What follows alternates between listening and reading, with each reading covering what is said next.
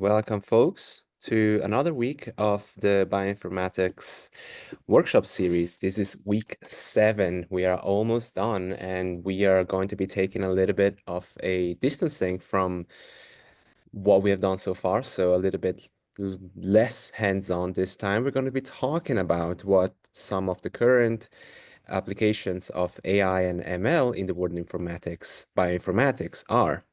First, before going into a couple of examples, Carlos is going to talk to us a little bit about what AI and ML are.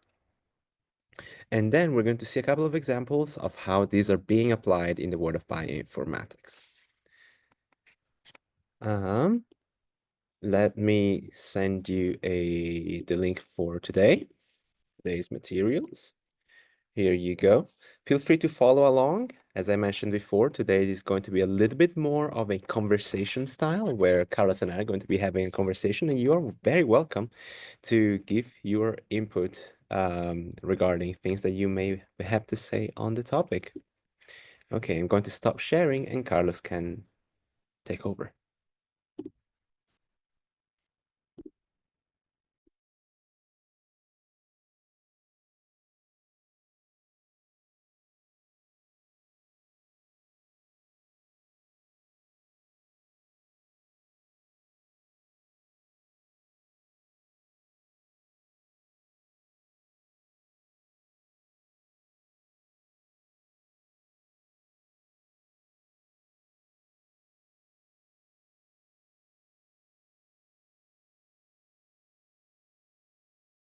And my audio. Okay. So now everyone can hear me? Yes.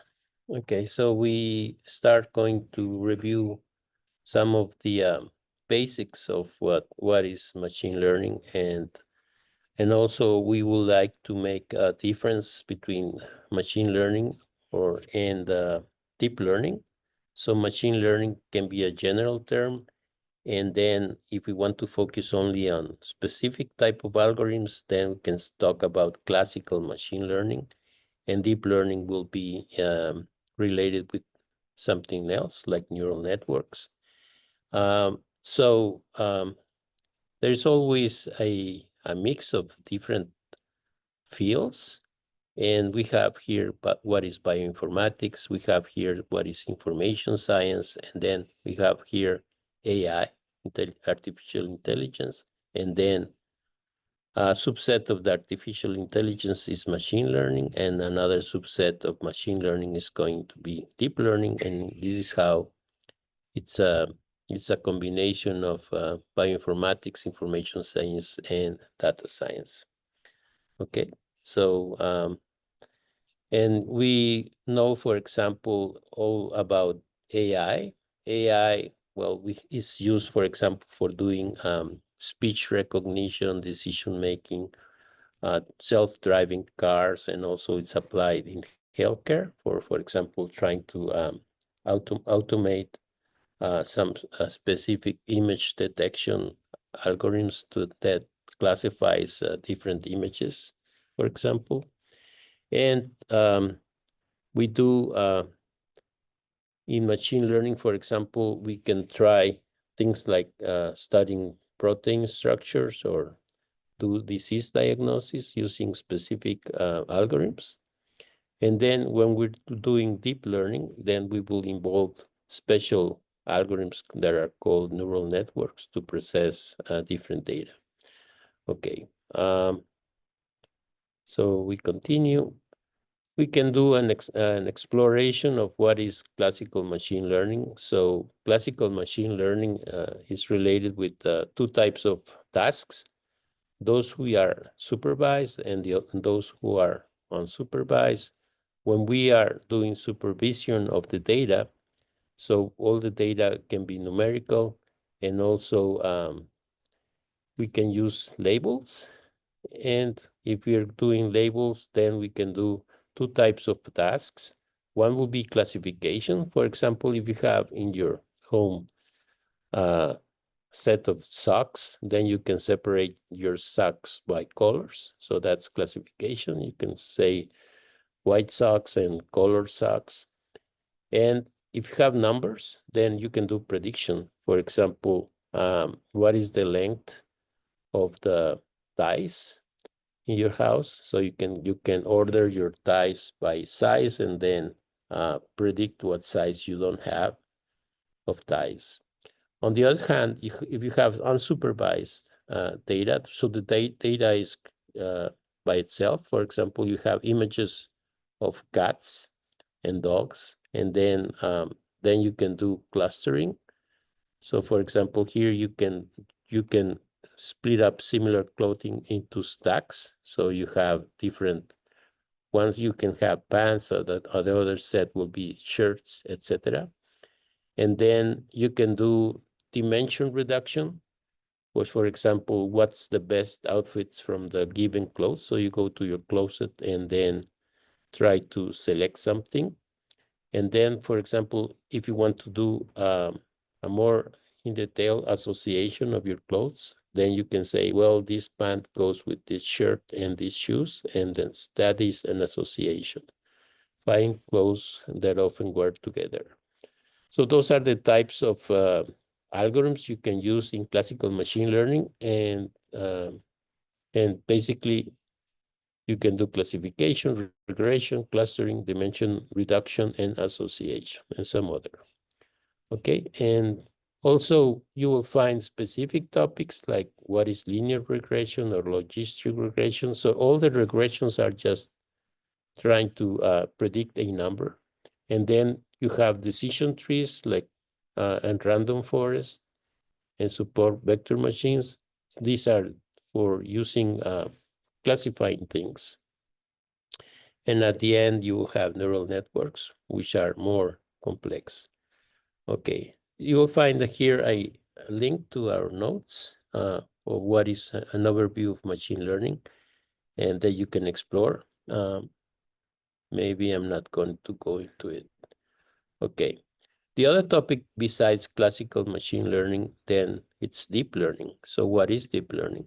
So in deep learning, we will find that frequently people are talking about neural networks, and basically the idea of a neural network comes from biology, where you have dendrites and axon, and you have all the different signals that travel between all the neurons that are connected. So similarly, if you're doing we can have a system that we have an input layer of data, and then this data can be like signals. They will go, they will travel to the right, and then at the end you will find some action, and this will be the result of all this input layer. Similarly, as you have all your uh, neural networks inside your body, where you have some sensation, and at the end you have some feeling, which is the information processed by your brain,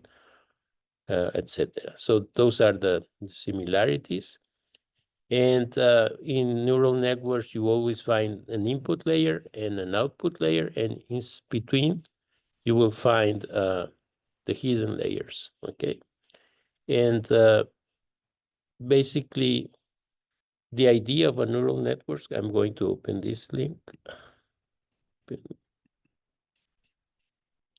And this is the basic idea of a neural network. You have several inputs, and then you have some function, and then you will have an output, and maybe you have some correction number. So I'm going to present here the mathematical expression for a neural network. You have an input, and then you have something that is modifying the input, and you will have an output. And mathematically, it will be just like a linear equation where you have your input, which is x. Then you transform x with some function w, and you will get the result y, and which is the same figure as this, okay?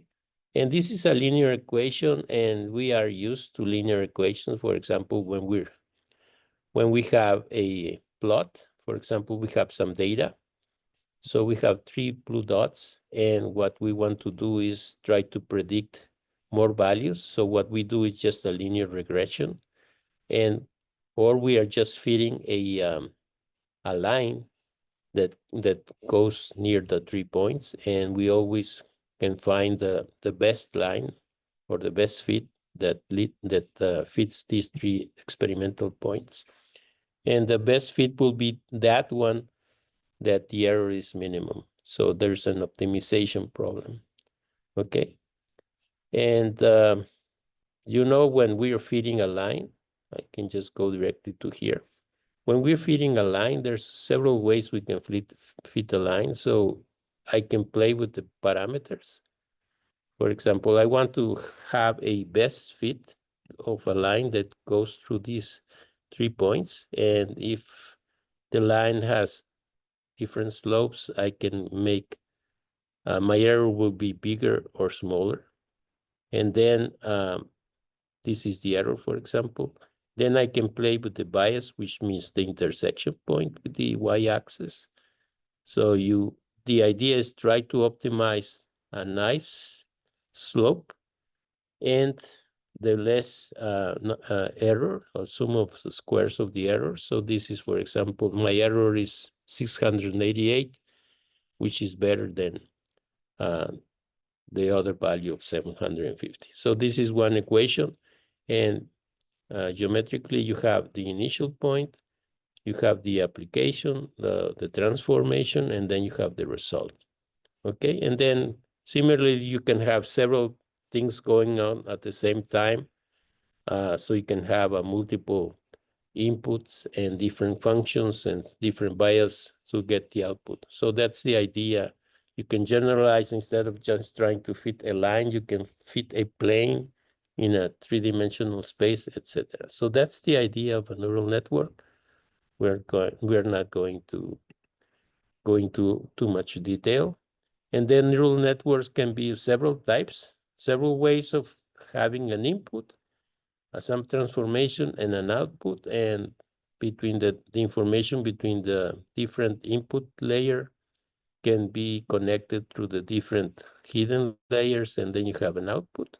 So depending on the type of applications you have, probably you will find that there are some neural networks that are highly used for specific problems like the generative adversarial networks or the recurrent neural networks or the convolutional neural networks. So there are several types of networks that you can use in order to solve a problem. So the best thing to do is when you're reading a paper and people are using neural networks, see what type of networks they're using and work from there. So in general, when we talk about machine learning or artificial intelligence, we will try to classify things between 2 things: the classical machine learning, which is supervised learning and unsupervised learning. And then these are the types of tasks.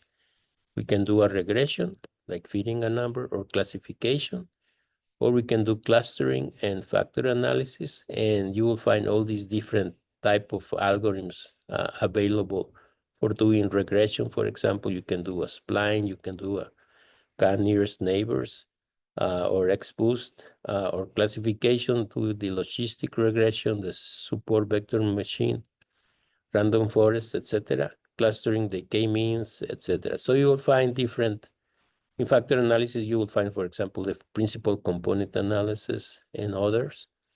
And in deep learning, you can do, you can analyze unstructured data like language or text. And also you can do time series analysis from different sensors. For example, all the sensor data that you are picking up from a specific device. And there are some other types of learning, but we're not going to address them here. So what is the difference between classical machine learning and deep learning? In classical machine learning, you have your data, and so this is the left-hand side graph belongs to the classical machine learning, and the right-hand side belongs to the deep learning. So in classical machine learning, you have your problem, you have your data generation, you will have raw data, and then you start pre-processing, for example, eliminating empty values, eliminating outliers, or even scaling the variables into, or normalizing your data variables, etc. And then once you have your pre-processed data, then you build your machine learning model.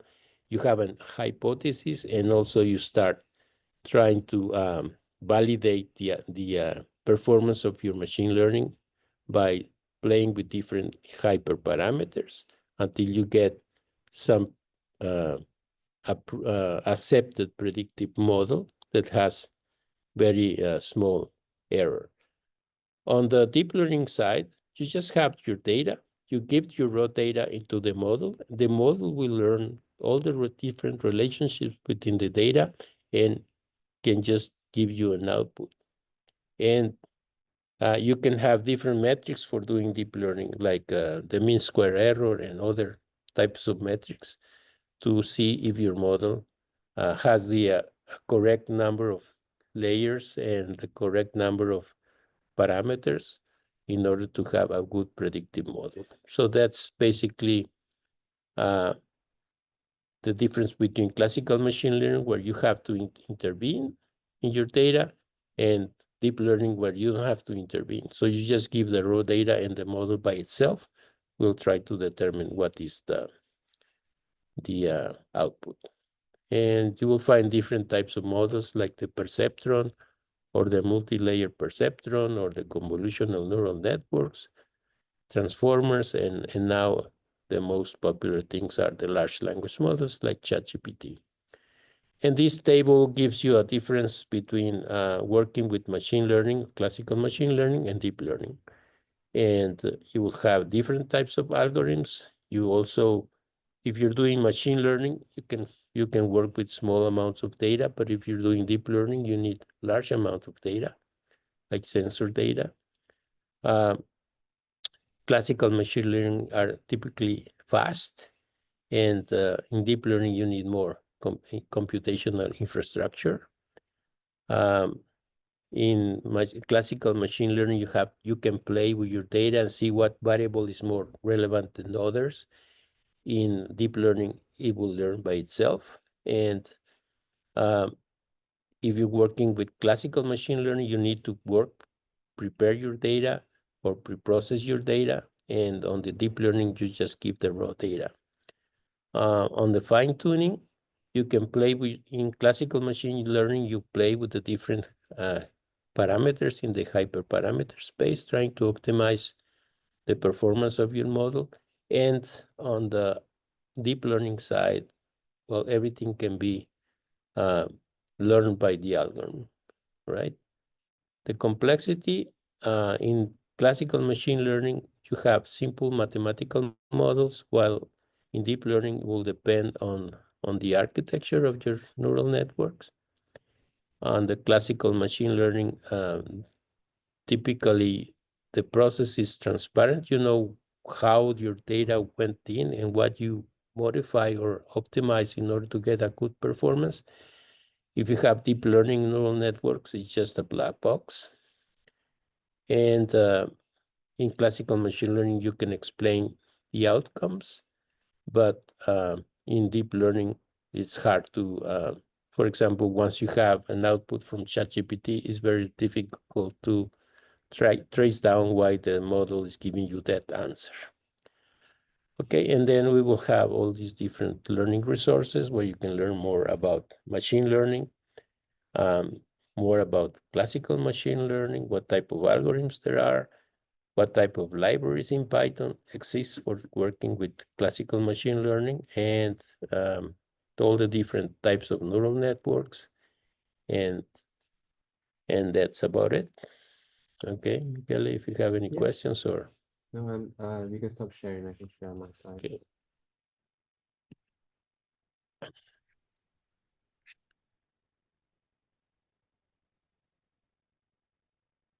Okay. So thank you, Carlos, for the introduction to machine learning. extremely useful to understand that nowadays we have access to this technology, and because we do have access to this technology, we need to also understand what it is and how it works. So what I'm going to do now is that I'm going to give a few real-world examples of how this technology is being applied to bioinformatics. Now, it is not the easiest to find some papers that you can understand if you do not understand machine learning, but honestly, between you and I, there is so many resources out there that can help you understand some of these papers. I'm thinking of the chat GPTs. Nowadays, another one was released called Notebook LM, which allows you to upload a specific PDF, and it will create a small little summary about what this of what the source that you're uploading is. So I've selected a couple of papers and also a couple of tools for us to look into. Now I can share my screen. So MLAI has ascended this data discovery, the data discovery of the data that's all around us. We can literally go from the microbiomes that are on these tables right now to how many molecules there are in the air. And before having access to ML and AI, all of this data collection and data extrapolation will take years, if anything. So MLAI has definitely accelerated this this process of taking data, making sense of the data that of everything that is around us. Another thing that we do need to take into consideration is that ML and AI require a lot of resources. First, it takes resources to run these platforms to create the models, and then the models themselves. Sorry, first it takes so much space to uh, run the clusters and on your own machine to create to use the model data, and then it takes forever for us to actually create the models themselves. So by no means today is supposed to be something like you can go home and do ML on your data. Not necessarily. So this is going to be more of an expose of what ML and AI is being used in bioinformatics. One thing that I do have to say, however, is that I've taken a couple of papers from papers with code. And if you have never used papers with code, is a great resource. And let me show you why. The name is almost self-explanatory. This is a website which loads up papers or academic papers, which also come with code. I can type in machine learning statistics, and I want to see what comes up. Nothing comes up. Fantastic. Let me try to stat. Oh my God. There we go. And all of a sudden we do get a few hits. The first one, I'm not going to go too deep into it. Learning phrase representations using recursive neural networks encoder decoder for statistical machine translation. Let's look at it a second.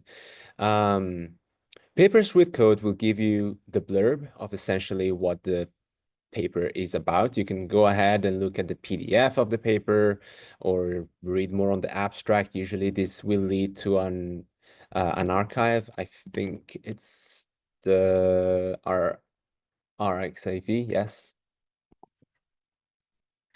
So if you want to read more on the paper, you can go right ahead. If instead you're just interested in running the code,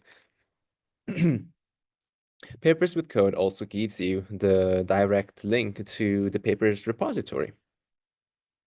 And through here, you can skip the paper, and just go ahead, download the code and trying to see whether you can run it yourself.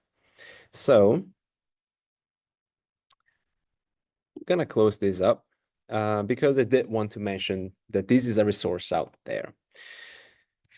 The first paper that I wanted to kind of look over is machine learning algorithms to infer trait matching and predict species interaction in ecological networks.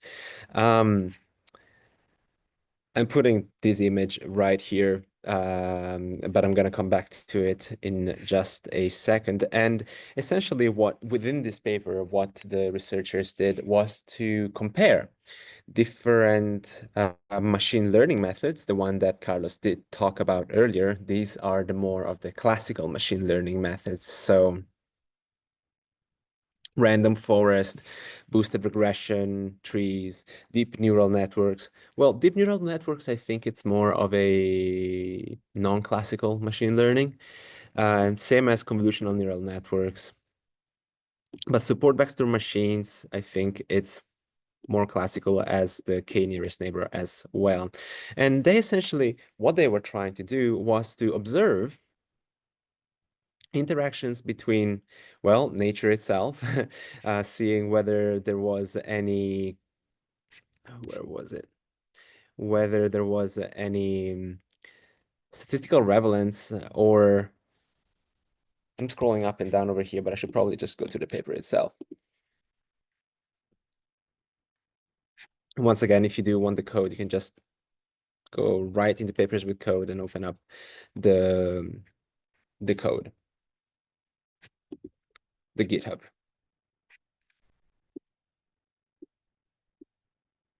So they were looking to see whether there were some interactions between pollinators and their various flowers. And obviously, this could have taken forever to really make inference. So they decided to just give all of this data to a number of machine learning algorithms to see whether it would make sense for the machine learning algorithms. And what we figured out is that, well, yes, we are able to extract more data by feeding it whatever algorithm you may want to use. This study itself was more of a comparison between each of the methods themselves rather than a single, oh, go ahead and use this method is better than everybody else, than everything else. And the image that I was saying that I was going to come back to earlier pretty much takes every single one of these methods and compares it against each other in some sort of a clear way. It shows you in the dotted lines what data was used for training and then what data was used for validation itself. And then it compares it between accuracy, precision, specificity, sensitivity, and true skill statistic rescaled. I'm not sure exactly what that is, Carlos, if you are aware. No. Thank you very much. Oh, well, don't worry about it. And area under receiver operating characteristic curve. Now, I'm not going to go in. I don't have the details and knowledge enough to really understand what all of these are, but at the end of the day, we can kind of see that the shape of all of these machine learning classical methods, it's pretty similar, which means that if you are using any of these methods for your own research, you're in safe hands. But what did this research, this paper really figure out? Well, that there is a relationship between excuse me, I'm scrolling down to my notes, that there is a relationship outside of the species themselves, as in they are moving beyond the phylogenetic proxies, where previous studies often relied on phylogenetic information as a proxy for understanding whether a specific animal will go to a specific flower, for example. But using machine learning, you can kind of understand that there are other interactions outside of the phylogenetic proxy itself. And what machine learning also helped with this is to also figure out whether how the ecosystem responds to the specific change between all of these interactions and understanding the mechanisms that go throughout a large ecological area.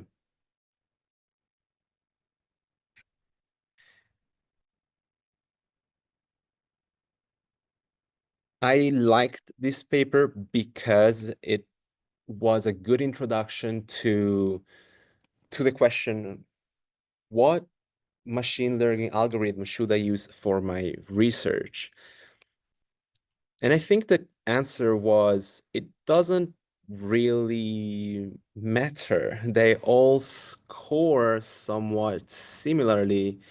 Um, Apart from SVM, which I forgot to make a note of. Support vector machine. There you go. Support vector machine. If you're looking for more accuracy, you may want to go for the KNN, which is K nearest neighbor. But it is really up to you which method applies for your own research.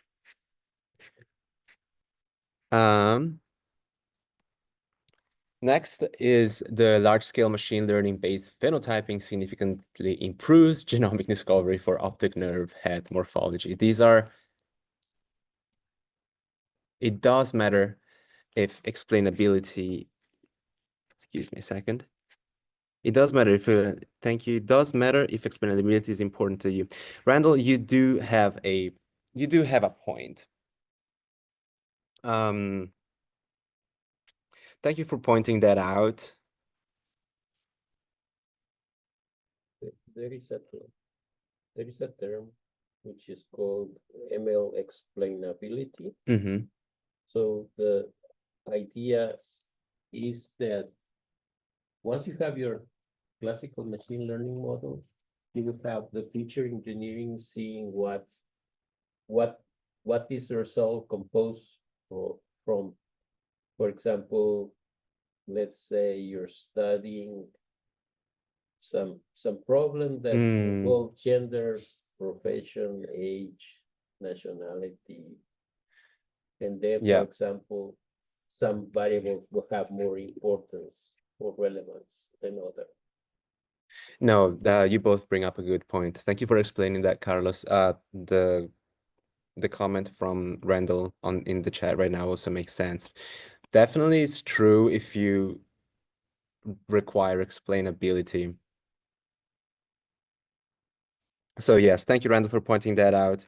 I guess this specific study did not really take that into consideration, since it was just looking at,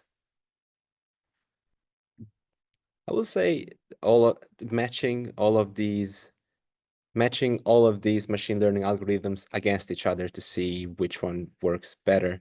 Can you let me know, Carlos, if any of these are better at explaining rather than others? No, they're just different metrics. They're just for For example, the area under the curve will tell you something, the specificity or the precision or recall or confusion matrix will just give you different metrics and trying to compare one model versus the other. Okay. And also you should always have several models, not just one. That's fair. And then take a voting. Take a what? Take a vote between the different models if you're trying to predict something. Okay, thank you for that.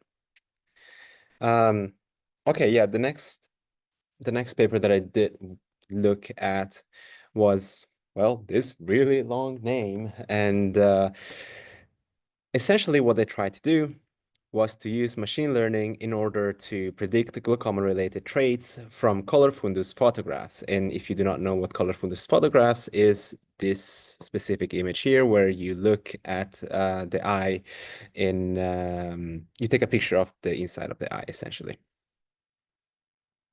They were able to train a machine learning algorithms using 81,830 photographs, which is a lot of photographs, if anything. And what they were trying to do was to automatically predict VCDR, which is vertical cup to disc ratio. Now, I'm not a medical doctor, so I can only say that is this specific area inside your eye. And apparently, if you do have glaucoma, this changes or morphologically changes over time, making this a little bit further smaller. So out of 81,830 images, this was split into training, tuning, and testing. And they ended up creating a model. Now, I do not remember if I have written here what algorithm they did use.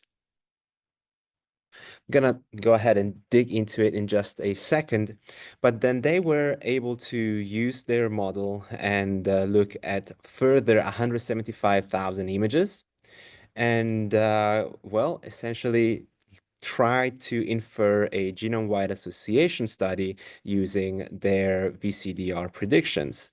They were able to find, they were first of all able to very quickly identify whether a certain person was affected by glaucoma.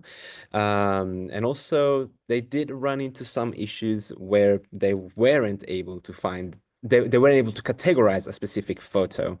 Um, but they were able to infer 92 novel loci based on this massive study that they did with 175,000 images. Hold on a second. I do not remember what algorithm they had decided to use. Let me see if they mention it very early in the abstract.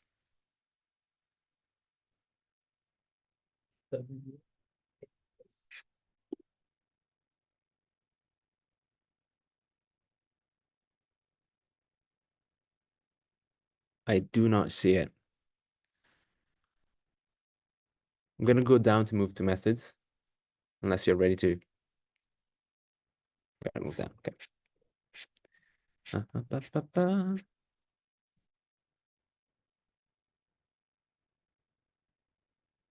ML-based GWAS. I don't know what. Maybe that's why I didn't look to it. I did not make it a note of it. Excuse me a second. I'm gonna go look at the code itself to see whether it does mention it over there.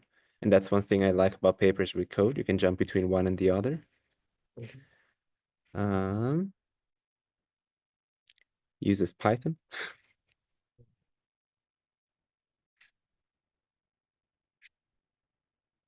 Oh well, I'm pondering on this too much. Just gonna go back to the nodes themselves.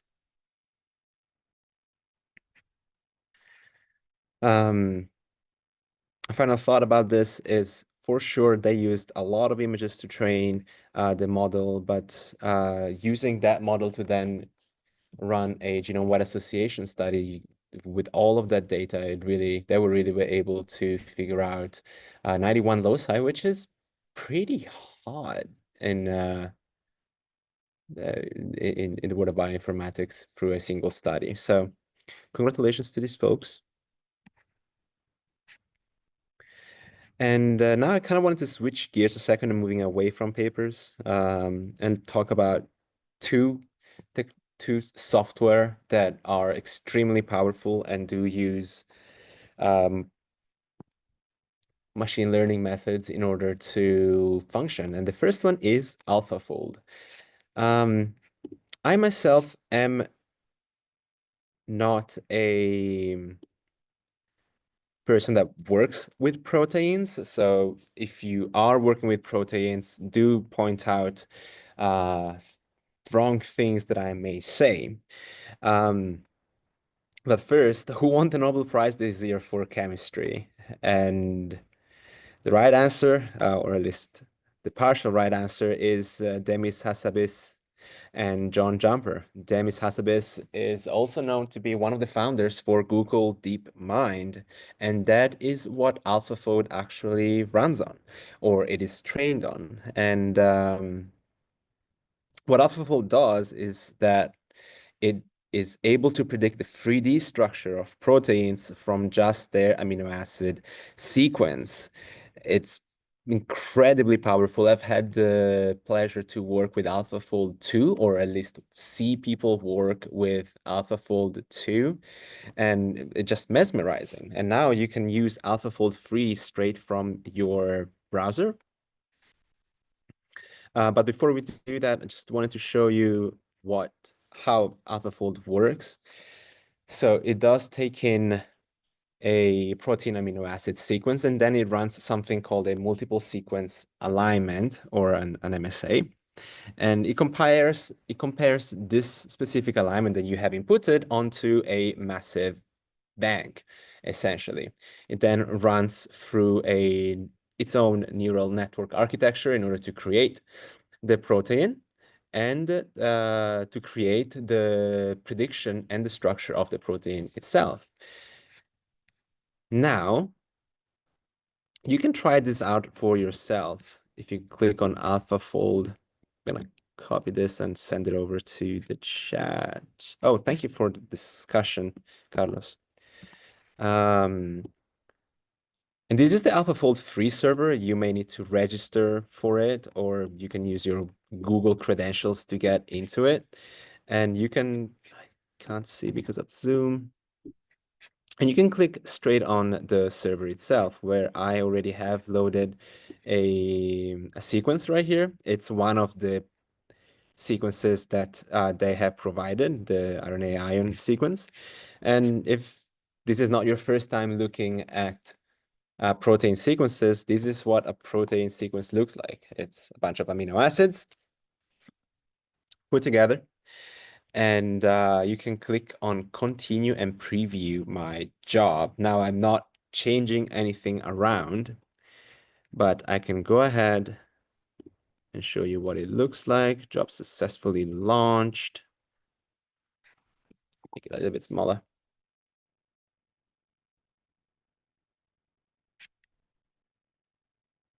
And I can click here at the bottom. Once it is done, here is the predicted protein. This was not pre-rendered or anything. This is created in real time, or let's not call it real time. This was created using AlphaFold as I have submitted the job, and it gives me a number of extra information that I'm currently not able to access, I believe. And this other extra information that I wanted to talk about, you can find in the AlphaFold protein structure database. Copy this real quick onto the chat. And this is a massive database of all protein structures that are created by AlphaFold and submitted by people around the globe. Guess I was not able to find that same protein. Let's try that again. Aye, aye.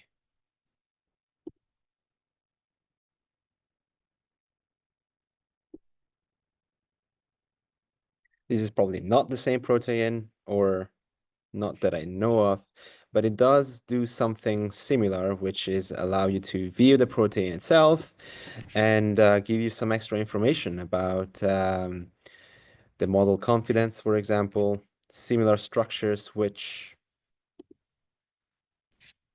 it does not load at the moment. Here is another example that I have pulled up. You can find similar structure in other similar proteins and different species, perhaps. In this specific case, we're all in one species. And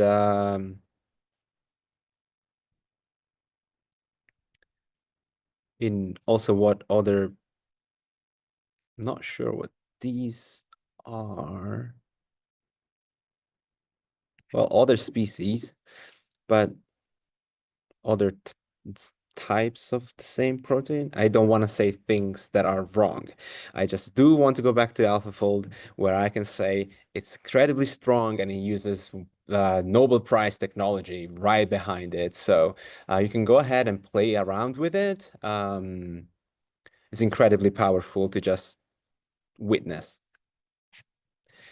And the last thing that I did want to mention is deep variant. And deep variant uses, first of all, it's from Google, and it uses convolutional CNN, so convolutional neural networks, in order to infer variant data.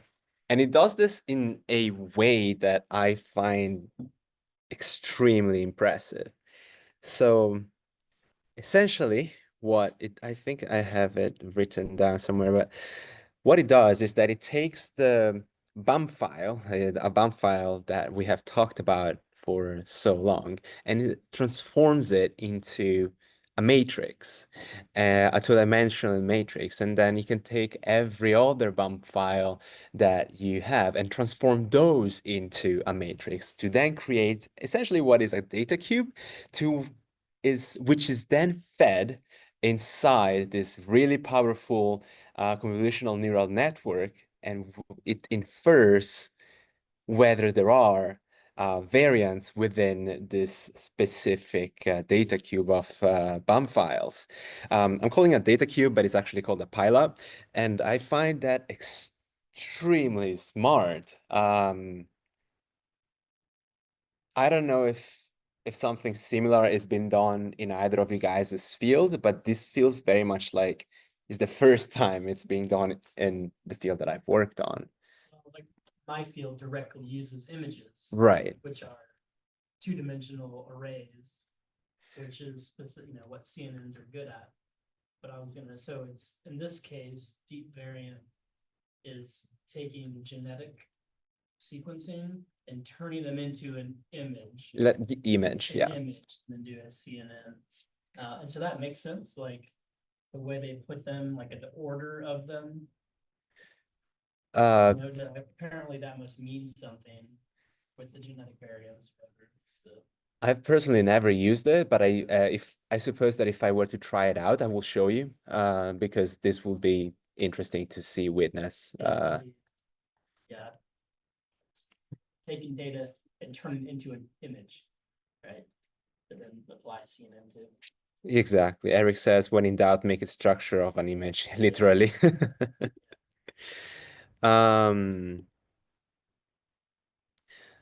It has to be said that deep variant was trained on extremely large data sets. Google does have the money to do things like that. So, well, thank you, Google.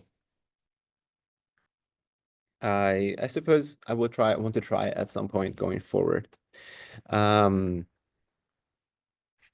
I tried to also understand a little bit about tensors and why is it so effective? Well, that's because it creates this massive pileup of images and it inserts it into what we call a tensor.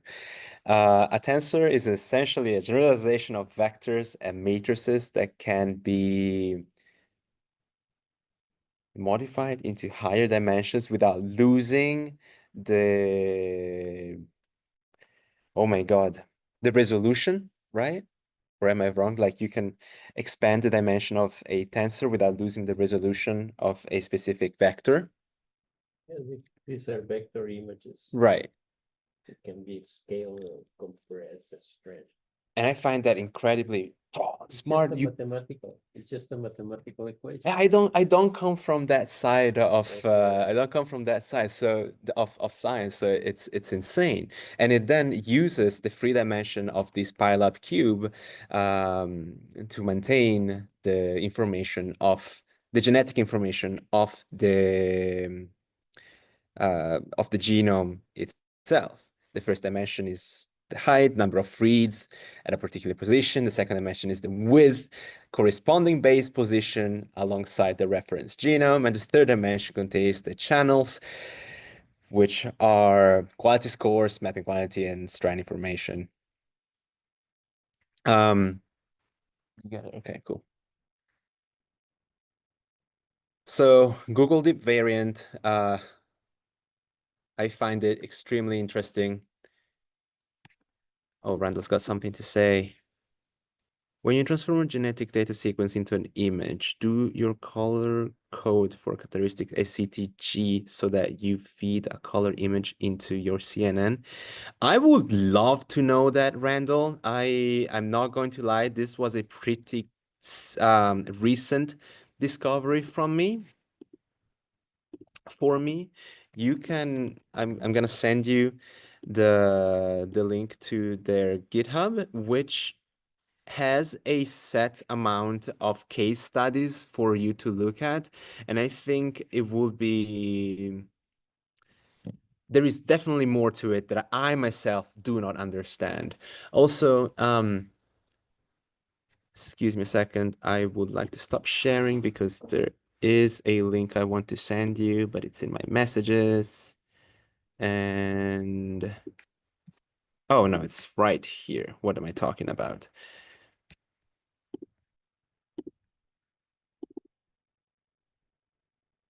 This is a recent paper called Deep Learning in Bioinformatics, and it does cover deep variant as well as other deep XXX tools such as Deep Trio. If you look into the paper, scrolling down. Ooh, scrolling down, as you can see, there is a couple of images that we have used for today. Deep Gene, Deep CPG, Deep Bind. There is so many that I have also not have heard of as well. So I'm not sure how it actually works. So Randall, excuse me, I can't answer your question, but if you're hopefully one of these papers is able to help you with your own research. And Eric says, pretty nuts. Yes, it is. And folks, we are at the tail end of today. Sadly, I do not have much ability to answer your questions. My field is not necessarily machine learning, but there is so much out there that's worth learning, and there's so much out there that's worth discovering. So by all means,